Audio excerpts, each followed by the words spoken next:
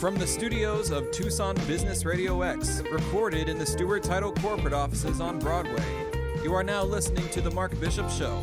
And now here's your host, Mark Bishop. And welcome to another Mark Bishop Show. You know, according to the 21st Annual Technology Vision Report from Accenture, the Technology Vision 2021, which is based on a survey of more than 6,200 business executives. Technology was a lifeline during the global pandemic. This is enabling new ways of working and doing business, creating new interactions and experiences, and improving health and safety. So I thought it'd be great to have the managing director of Accenture in the technology vision. This is a wonderful area. We're talking about Michael Biltz. He is the managing director, and I'd love to welcome him to the show. Hi, Michael. Hi, how are you? Thanks for having me. Well, mate, technology, it's forever changed expectations and behaviors. I mean, it's created entirely new realities across every industry. What say you? No, I think it is. But what's interesting about this year is it's less about how technology is changing us and rather how much the world is changing, and we're using technology almost to stabilize our lives. So there's been a real flip of script over the last year, as we've been looking at COVID as the disruptor, and then technology has really been, I'm going to say our lifeline, from villain to hero, in terms of trying to keep our jobs, trying to keep us healthy, keep us safe. Well, I guess as companies shift from, reacting to the crisis to reinventing what comes next, the boldest, most visionary leaders, those who use technology to master change, I guess they're going to define the future, won't they? No, I think they are, and that's a weird position, I think, for most companies to be in, is that, like, if you almost close your eyes and if you can imagine yourself back, pre-COVID, is we all thought we had a pretty good idea as to where things were going, and whether you're talking about, electric vehicles or you're talking about, personalization, is that all of those things seem to have a pretty direct line. But, suddenly, insert, basically a global tragedy that nobody expected. And now I think we're talking about little bits of the unknown. Let me give you an example. Is that, one of the things that, we've seen happen is that, the trust in mass transit has, basically, dropped really, really low. Part of it's a health and safety, part of it is just a habit. Part of it's we're now working from home. And so there's that interesting question that says, well, one, I think there's a 65% drop in ridership within the U.S. The question is, one, is it going to survive? And then two, if it does survive, is it still trains and subways, and buses? Or, are we going to be looking to technology that says it's going to be automated cars and Ubers and whatnot, that's going to replace it? And we thought we knew the answer a year ago as we're all investing heavily in more and more mass transit. And I think now we're going to start asking some real questions for companies like the Fords and GMs of the world to say, what exactly does our future look like? Because, weirdly enough, when you ask people, they don't know yet either. And so, we really are looking to companies to figure out what that next wave is. Well, when I was a kid, mate, I used to watch a TV series called The Jetsons. You're probably too young for that. But we're nearly there. No, I remember the Jetsons. Oh, it's scary. Flying through the air with cars and what have you. But I mean, Arizona at the moment, I think we've got something like, I think there's 2,400, driverless cars on the road. There's trucks being tested, of course, and set up. And I think in the States, isn't there something like, I know there's China. There's 400 companies manufacturing driverless cars, and that's just China. So, I mean, and it's all farther than we think. Because we keep thinking about it in terms of when am I going to get mine? But the reality is that you go onto like a mining site and, those giant pieces of equipment, they're not, being driven by people. They're all driverless. You look at, big pieces of farming equipment and tractors, is that they're doing the same thing. So we're a lot closer to some of these things than we think. We just don't know how some of these things are really going to play out. No. Well, this particular report now, the Vision Report, a survey of more than 6,200 business execs, in technology being a lifeline. Let's talk about the report. Leaders wanted, masters of change at a moment of truth, outlines how leading enterprises are compressing a decade of digital transformation into just 1 or 2 years now. No, I think that's right. Is that, what we saw is that, COVID was weirdly a stress test for all of our businesses. Is that, we keep talking about putting, more of our stuff in the cloud, and businesses keep talking about being more analytic and more resilient, and, all of those good terms that we're investing in. And COVID shone a really bright light on the things that worked and the things that didn't. And I think in some respects we just weren't as far along as we thought we were. We came back with a number that said 94% of companies said that their supply chains were interrupted because of COVID, and 74 said that they were drastically interrupted.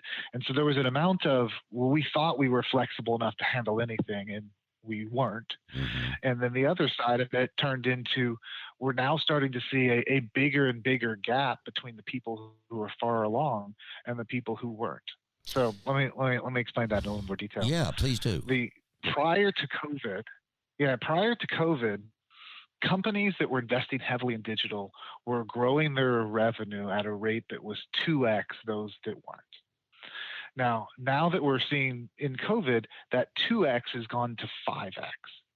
And so there's an amount that says that when you think about digital technology, one of the big pieces that it's pushing is the ability for you to rapidly change.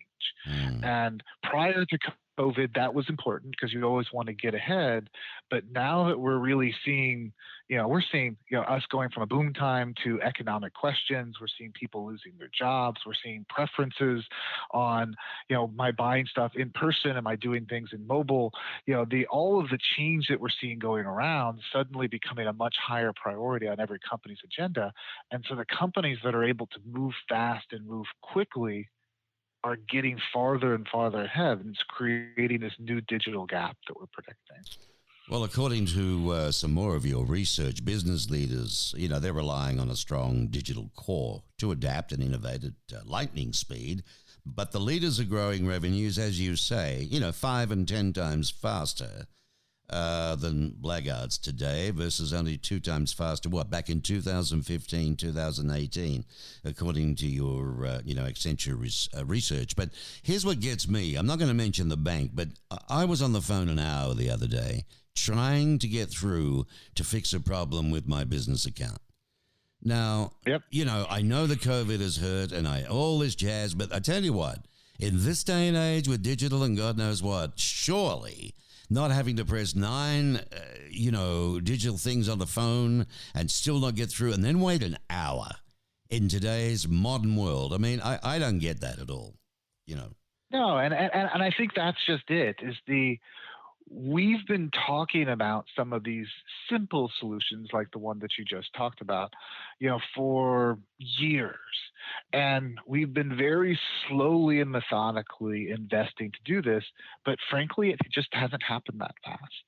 And I think that's the real big difference that we have here is that it's no longer just a roadmap and a plan about how people are going to do things, is that when we're talking to companies, is that staying still and doing nothing is no longer an option. Like there's enough turmoil out there. There's enough problems with their existing business. Their consumers have changed enough that suddenly just staying in that safe home place where you're still making money but being really efficient at it, it's no longer enough. And so what we thought was going to take another decade for us to do, and a lot of times it's the simple things. It's how do you automate some of these systems? How do we make your user experience a little bit easier? How do you get things up on the cloud and make it more resilient? Is that those are things that we're seeing a huge ramp up in investment, and we're really predicting that things that we thought were going to take a decade, are realistically going to happen in the next 2 to 3 years. It's amazing. Folks, I'm speaking with Michael Biltz. He's Managing Director of the Accenture Technology Vision. And this is Vision 2021, which is based on a survey of more than 6,200 business executives. And, you can follow this, get online yourself, have a read. There's a lot on the site, www.accenture.com/technology vision. And each year, this technology vision report, it identifies the top technology trends that businesses need to heed in order to thrive. What were some of the main insights from the latest report, Michael, that stood out to you?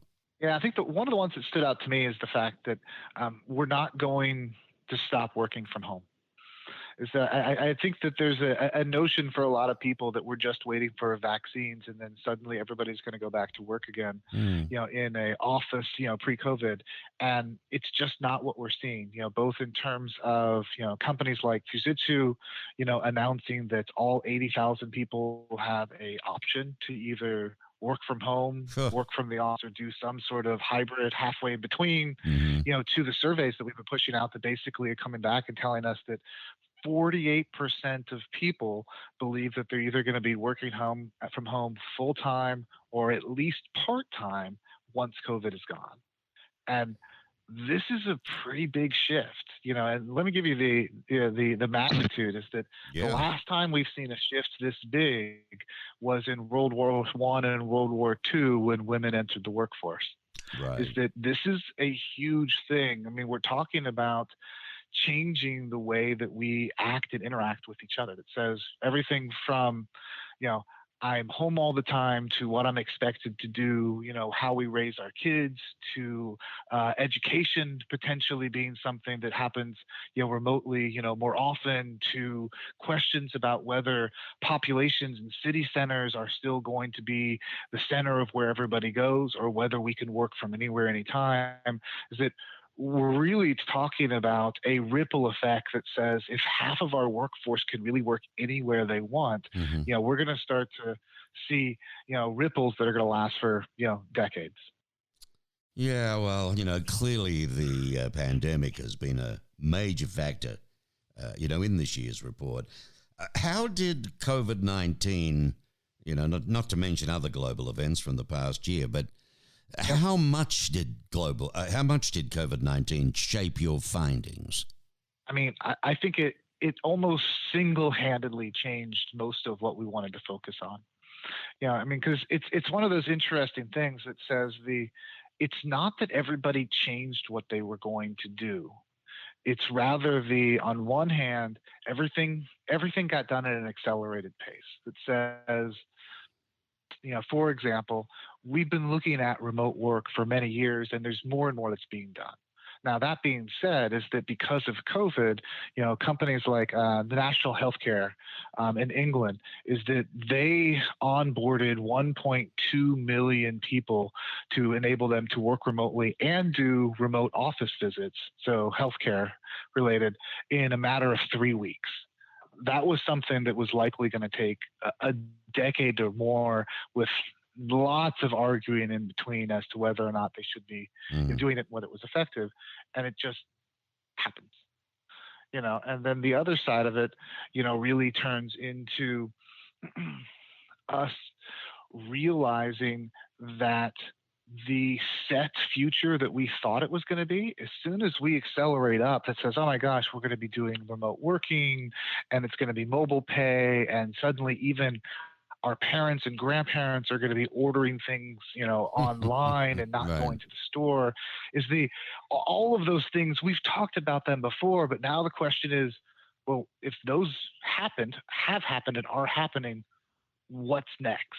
And it's that interesting white space that I think we're all surprised, that we're suddenly having to ask hard questions because, we used to just push them off because if it was more than 5 years in the future, nobody thought we'd be particularly accurate, so we didn't have to worry about it. And I think suddenly everybody's thinking, now it's time for us to formulate new plans. Now's the time, for a GM to come back and say, if I had an opportunity to take over mass transit, what would I do? Whereas they would never have even bothered to ask something like that, even as a speculatory question 18 months ago. Moving forward, there are new realities that leaders and businesses, they'll need to tackle head on.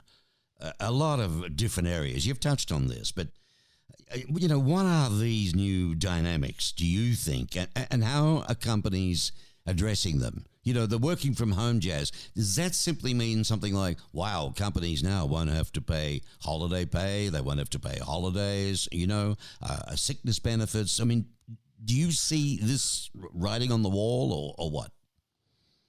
I mean, I think it's weirdly enough, is that I think what's going to happen around especially from the working from home piece, is that all the things that we've taken for granted, I think we're actually going to start to digitize. And it's a weird thing, even for me to say, but when you think about how your productivity at work works, is that who who you're chatting with, your network, who you're having lunch with, the collaboration sessions, the things that you hear, getting excited, engaged because the people around you are using your work or you're able to help somebody. I mean, these are all part and parcel for how you're working. And when you start talking about remote work, we've gotten part of it right. We've gotten the remote worker part that says I can connect and I can share information. And if there's not a physical reason why I have to be there, I don't have to do it. But the things that we haven't gotten yet is it says that remote worker is actually an isolated worker. They're not talking to people. They're not having the social conversations. They're having meetings only when there are specific things to cover. How you engage your team, how you excite people, how you create and engender loyalty. I mean, all of these things that go into it, is that all those soft skills have suddenly been lost. And I think we're going to see, a couple of things happen. Is that one, we're going to see people start to digitize and create new ways to do those things online. And then the other thing that I think is going to be fascinating is that when we do go back into the office, and I think a lot of people aren't going to be doing it full time, is that I think the nature of office work is going to change. It's not going to be about getting work done. You get work done at home. I think when you go to the office, you're going to the office to do all the soft skills, to collaborate, to socialize, to brainstorm. Yeah, exactly. Well, it won't be the 8-hour day or the 9-hour day or the 7-hour day. Well, it's going to be, I see that you sort of do your thing as long as you get your job done, As long as you get what's expected of you done, then you can collaborate together with other workers and so on and decide, I guess, what the next trip is going to be, But, it's very different. And I mean, for companies that may be facing a significant digital achievement gap, in the wake of the pandemic, what trend, or two for that matter, do you view as most critical, to focus on? I mean, I think the most critical one is honestly it's the simple one, which is what we're calling stack strategically, But this is the idea that says you can't separate your strategy from your technology anymore. So GM, for example, announced a number of weeks back that it was going to invest $27 billion to make their fleet fully electric by 2026. Oof. And you ask the question that says, so is that a strategic decision or is that a technology decision? And the answer is there's no difference anymore. Right. And so there's this weird piece to it that says, okay, so I understand why investing into electric vehicles, and I understand the strategy that you're trying to play, but what you also may not as easily recognize is that by choosing those technology investments is that you're also cutting off other avenues. That says all right, so if you're really pushing to make your whole fleet, electric, does that mean that you're not going to be putting efforts into things like synthetic fuels? Yeah, right. And and Porsche is doing exactly the opposite. Is that they're basically doubling down that says, well, we want to keep combustion engines because we think there are lots of reasons, and we also get to keep our existing fleet, and we like the way it sounds and the performance, off of that. And so they're pushing all of their investments into these synthetic fuels because they think they get the end-to-end greenhouse gases off of those to be at or below, what we're currently doing through electric vehicles. And so the goal might be the same, but suddenly how you attack a problem, the strategy you do is going to be fundamentally dependent on the technology that I have behind you. And as we're all digitizing ourselves up, suddenly that's going to be every company making those decisions.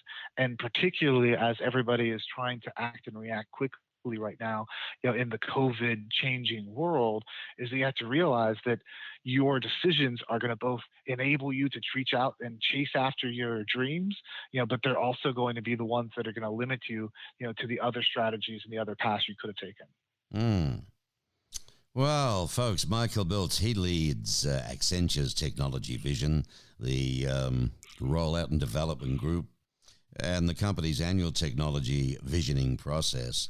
And through Accenture's Technology Vision, Michael, you really define, don't you, Accenture's perspective on the future of technology. This is beyond the current conversations that you hear, like social, cloud, mobility, and big data, to focus on how technology will impact the way we work and live. It's beyond that. I mean, you're like a futurist in some ways, you know that? You can affect the stock market, it's what I try to do. I don't know if I can affect the stock market. I'm just trying to get people to be prepared to understand that the decisions that we're making nowadays are big enough that companies, people, individuals, is that we really are shaping the world. But we're going to get the world that we deserve. And so if we're really thoughtful and think about how we do this, responsibly, we think about how we do this for the betterment of our planet and ourselves, I think we're going to be happy at the end. And if we don't, then we're going to get what we deserve. That's it. We're dead and gone. But my children and their children, do you think, with what you know and what you see and being in the world that you're in, do you think they're going to solve the problem for the planet, sincerely? Because let's face it, greed takes over everything. And, there's going to have to be some major changes. We're running out of years, aren't we? We are running out of years. The good news is that when you look at the actual changes and things that people have in terms of the planet, is that there really are lots of options. Now, the best option would be to, I'm going to say, not put, greenhouse gases out there, but I think that there are a lot more options than people think in terms of, how we pull it back. The question is, how fast do we do it and how extreme a measure do we have to take? But I'm actually more optimistic, than I think most. And the reason that I say that is, 5 years ago and probably even 3 years ago, when you were talking at the C-level at most of these big companies, is this wasn't a topic. I mean, it was something that, maybe it's in the brochures, maybe it's things they're doing, but looking at anything beyond the bottom line wasn't something that was really a important priority for most companies. And Right. I think nowadays it's hard to sit down and not talk about jobs in the workforce. It's hard not to talk about sustainability and the planet. And I'm not saying that we're there yet and that everything isn't, there's some lip service still going on to it, but the reality is the people are starting to choose how they spend their money based off of their values more and more. And I think that as we continue to do that, we're going to see companies follow suit and start making bigger investments in things that are going to be, not just good for individuals, but rather good for our society. Amazing. Is there a lot of stuff on the site, Michael, that my listeners can go to and, learn about, catch up about? This is on Accenture.com. Absolutely. Accenture.com/technology vision, and there is a full report, an executive summary, videos, tweets, and probably more information you ever wanted to know. Fabulous. Well, it's always great to talk with you. You're a good speaker, and you know your stuff. I'll give you that. You're a genius at what you do. Michael Biltz, ladies and gentlemen, Managing Director of the Accenture Technology Vision. I hope to speak with you again soon, Michael. Absolutely. Thanks for having me. You're most welcome. I hope you enjoyed that on the Mark Bishop Show, and we'll be back soon.